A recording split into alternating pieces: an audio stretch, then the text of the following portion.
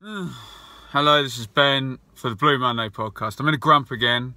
I have just witnessed Sheffield United 1, Ipswich 0. Ipswich keep doing that thing where they lose, and they'd started really well and I'd got really happy and won lots of games, but now that's in the league, that's 6 league wins and 5 league defeats, and it's like I think 4 defeats in the last 6, could be wrong about that, dropped down to 11. So and I had the joy sucked out of me a bit today, because against Leeds, I thought they did really well in defeat away. Against Bristol City, there was this business of, a couple of their goals were deflected and on another day could have gone differently. But I don't know, today felt a little bit blur, like, you know, we didn't really deserve to win and there's not really that much that you can take out of it. Anyway, the team... He did go back to 3 centre-backs, so if you listen to our preview show on the podcast, our Blades fans said they would definitely play 3-5-2, and we predicted that with the players back, he might go back to 3-5-2, so he did. So it was Bart in goal, Iorfa right wing back, Chambers in the middle of the 3, Webster to his right, Nussen to his left, Kenlock left wing back, Ward, Skews and Nydam central midfielders, Waghorn and McGoldrick up front. So quite the interesting team. No Garner. I love Garner. We missed Garner. I'll say no more. Poor Spence. If I'm Spence, I'm a bit pissed off really, because I think I've done really well, and basically Webster's come straight back and straight into the team, and Iorfa, who's on loan, Spence has played well and scored 2 goals also, but I mean, it shows where Mick's loyalty lies, probably towards Webster. Maybe that's right, maybe that's wrong, maybe I'm a big softie. I felt a bit sorry for Spence. Mick loves Nydam. This much is very, very clear. Nydam is better than Downs apparently, so Mick really high on Nydam.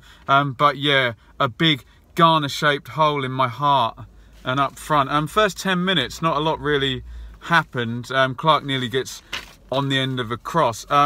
Then Sheffield United sort of warmed into the game a bit, deflected cross and O'Connell's forward diving in, and then they forced sort of 3 corners. What I did like about Sheffield United is how fluid their centre-halves were. O'Connell and Basham, more from him later, really got forward well. I thought that was quite innovative. Other than that, they're pretty straightforward team. Freeman with a nice attacking run, crosses towards the top corner. I couldn't figure this out. I think Bart went back towards the goal, might have hit the bar, but I think he had it covered. The goal was certainly wobbling afterwards. Wasn't a shot, but I guess he hit the bar. 30 minutes in and Ipswich forced the first corner. I think United had about 6 by then. Then Ipswich play well for about 10 minutes and actually have the better of it. Waghorn, lovely outside of the foot pass. McGoldrick goes down the line, crosses it in and Ward can't quite reach it. Clark gets a weird kind of yellow card. It didn't even look like a foul actually, I'll give him that one. And then Ipswich get 3 quick chances at 0-0. Great half volley by Waghorn. He proper spanks it and works Blackman. From the corner, Knudsen with a free-ish header from about 6 yards. That's a good chance. Ward gets down the right, low cross. McGoldrick swivels and it just rolls past the post. He should have hit the target. So weirdly, from them really being on top and hemming us in possession-wise and territory-wise, we had 3 chances. Really could have took the lead. Nasty one for Freeman. He was on the floor for about 4 minutes, gets stretchered off, so I hope he's okay. Jake Wright comes in. Then United come back on top for the last 5 minutes of the first half. Chambers kind of makes a bit of a botch watching the ball in the air.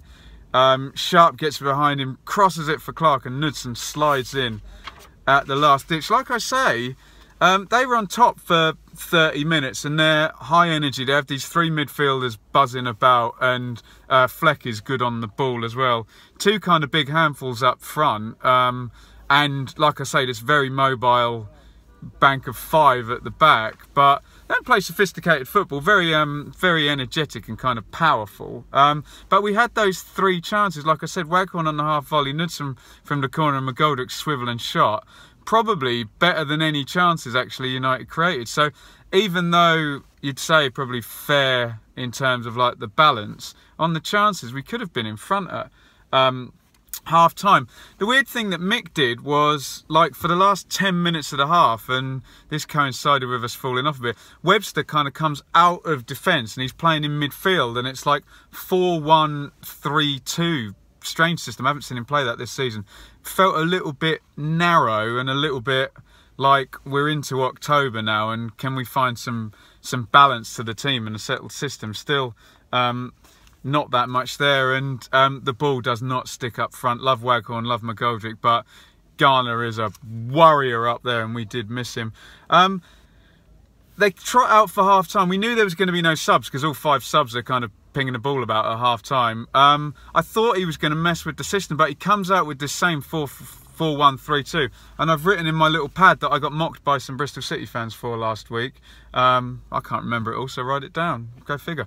Comes back out with this 4-1-3-2, and I'm like, I didn't think that was working, and I don't think that's going to work. But I suppose the options on the bench were Selina and Sears and Spencer's like for like, and Connolly and Downs, and not much width on the bench to switch that around. So it wasn't that much he could have done, given with the lineup he started with.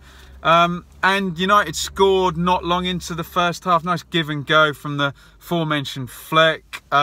He crosses it in, and Kenlock loses Basham, who heads it in nicely, but couldn't really do much about it. And I did mention in the first half, O'Connell and Basham, Carter Vickers not so much. They properly fly forward. I was quite impressed by that as a tactic, and they kind of get these overloads where you have the wing back, the midfielder and the centre half coming down one side, and it's a nice tactic. I guess if you set off and counter attack them, you could pick them off, but these centre halves kind of come from nowhere, so well done to Wilder for that.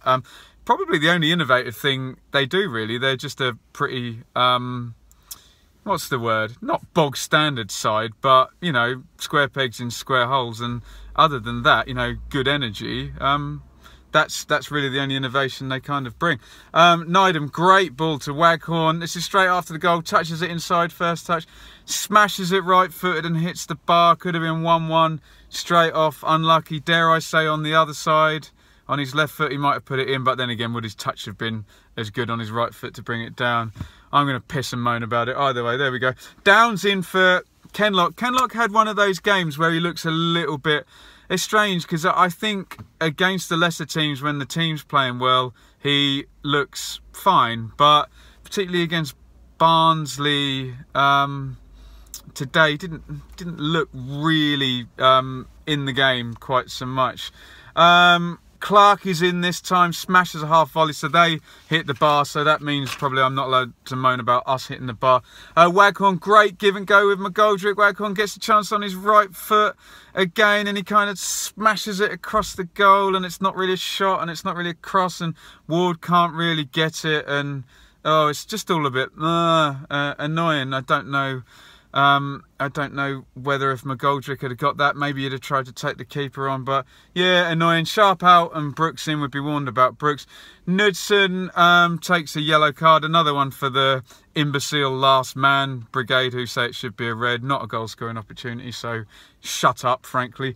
71st minute, McGoldrick out. Nydam out also. Sears and Selina in, and you kind of look at Ipswich and there's no Garner or no McGoldrick up front. And, we like Selina, we like Sears, we like Waghorn, but they're all players who kind of need help up there to either have it crossed to them, to play to them into their feet, or, balls over the top. And yeah, so it's a 4-3-3 now, and Sears is kind of off to the right and Selina's off to the left. And I don't know, a bit hodgepodgey, and I'm still a bit worried that in October we're no real wiser on the system or the first 11. Brooks dribbling shot, not far wide. Clark with a header, comfortable save by Bart. Duffy, who played well, out. Lafferty in. Stoppage time, we have a free kick and some kind of, long throw-ins, but didn't really, once McGoldrick was off, this also happened against Bristol City, once he kind of goes off, there's not really a lot doing. So, yeah, bit of a today. The 3-5-2 Mick strayed away from it in the first half. Obviously, he's tied his colours to the mast with Webster over Spence and Needham over Downs and the others.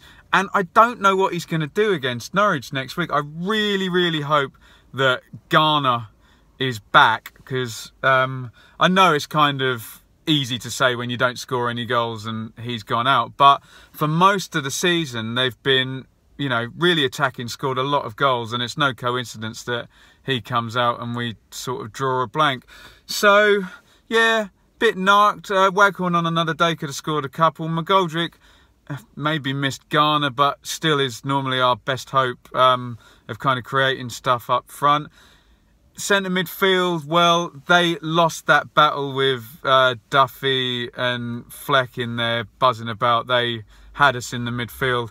And yeah, Kenlock fairly weak. Webster a few, makes a few funny decisions. But yeah, I'm a bit ambivalent about all of it. Let me know what you think in the comments. Obviously, listen to the podcast. I'll have had more time to process it.